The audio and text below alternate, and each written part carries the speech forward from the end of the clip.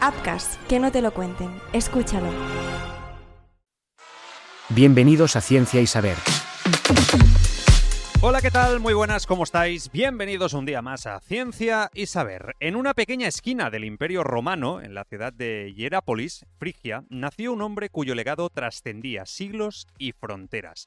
Epicteto, de origen incierto, llegó al mundo sin riquezas ni derechos. Fue esclavo vendido al servicio de Epafrodito, un influyente funcionario del emperador Nerón. Su vida, marcada por la servidumbre y la adversidad, pudo haber sido una historia de sufrimiento y olvido, pero Epicteto tenía algo que nadie podía arrebatarle: su mente, un refugio inexpugnable en medio de la tormenta, un faro de razón en un mar de adversidad, y con ella cambiaría la historia del pensamiento.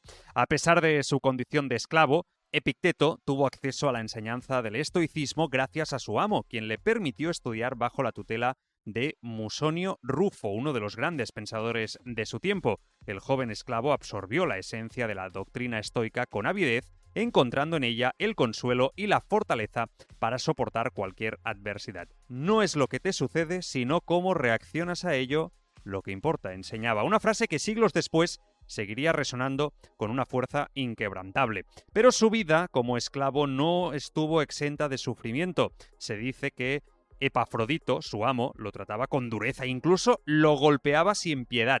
Hay una anécdota que relata que en una ocasión le torció la pierna hasta el punto de romperla, a lo que Epicteto, en lugar de quejarse, simplemente dijo: «Me la estás rompiendo». Su aceptación de lo inevitable era absoluta, y con esta actitud demostraba que el verdadero control no residía en lo físico, sino en la mente.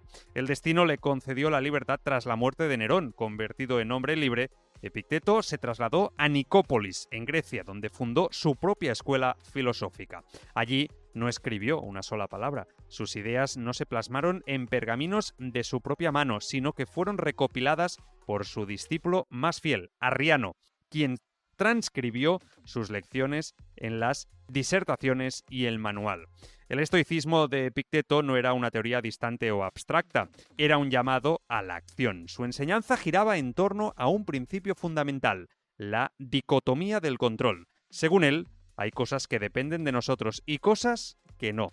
La clave de la tranquilidad reside en concentrarnos solo en aquello que podemos manejar: nuestros pensamientos, nuestras acciones, nuestra actitud frente a la vida. Para Epicteto, la vida debía vivirse en virtud, sin importar las circunstancias externas. El placer y el dolor, la riqueza y la pobreza, la fama y el anonimato eran meras circunstancias que no debían afectar nuestra paz interior. No busques que los acontecimientos sucedan como deseas, sino desea que sucedan como suceden, y vivirás sereno, decía con firmeza. La riqueza, la salud, la reputación, incluso la vida misma, son elementos que están fuera de nuestro control. Perseguirlos desesperadamente es encadenarnos al sufrimiento, decía. En cambio, quien acepta con serenidad los designios del destino encuentra la verdadera libertad. Si quieres ser libre, aprende a despreciar lo que no depende de ti. Epicteto no buscó fama ni reconocimiento, no tuvo riquezas ni honores. Su vida fue sencilla, austera, entregada por completo a la búsqueda de la sabiduría. Su hogar en Nicópolis era modesto, una cabaña con pocos muebles, sin lujos ni extravagancias. Vivía de manera frugal y enseñaba con la misma simplicidad con la que vivía. Para él, la vida debía ser un ejercicio constante de autodisciplina y reflexión. Sin embargo, su pensamiento llegó a las más altas esferas del poder. Se dice que Marco Aurelio, al estudiar las enseñanzas de Epicteto, encontró en ellas un fundamento esencial para su propio código de vida.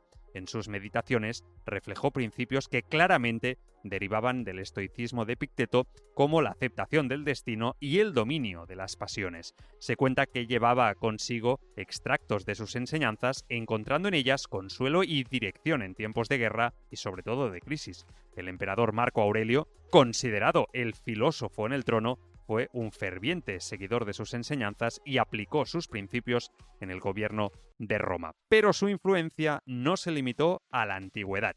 En la Edad Moderna, filósofos como Descartes y Kant encontraron inspiración en su pensamiento. En el siglo XX, su filosofía fue adoptada por psicólogos y terapeutas que vieron en el estoicismo una herramienta para ayudar a las personas a afrontar la ansiedad y el estrés. La terapia cognitivo-conductual utilizada en la psicología moderna, ha incorporado los principios estoicos para ayudar a las personas a manejar la ansiedad y el estrés. Por ejemplo, técnicas como la reestructuración cognitiva enseñan a los pacientes a cambiar su percepción de los eventos negativos, una estrategia directamente inspirada en la enseñanza de Epicteto de que no son los hechos en sí mismos los que nos afectan, sino nuestra interpretación sobre ellos. Hoy, más de 2000 años después, sus ideas siguen vivas, desde líderes políticos hasta deportistas de élite, pasando por empresarios y pensadores modernos. Muchos encuentran en sus palabras una brújula para navegar las tormentas de la vida. En un mundo marcado por la incertidumbre y la ansiedad, la voz de Epicteto resuena con una claridad asombrosa. Somos dueños de nuestras emociones, esclavos solo de nuestras propias pasiones. Epicteto murió sin haber poseído grandes bienes, sin haber escrito un solo libro de su puño y letra, pero su legado se convirtió en un faro inquebrantable en la historia del pensamiento humano, inspirando a generaciones a encontrar la verdadera libertad dentro de sí mismos. Mañana más, Ciencia y Saber. Ciencia y Saber, una producción de Upcast.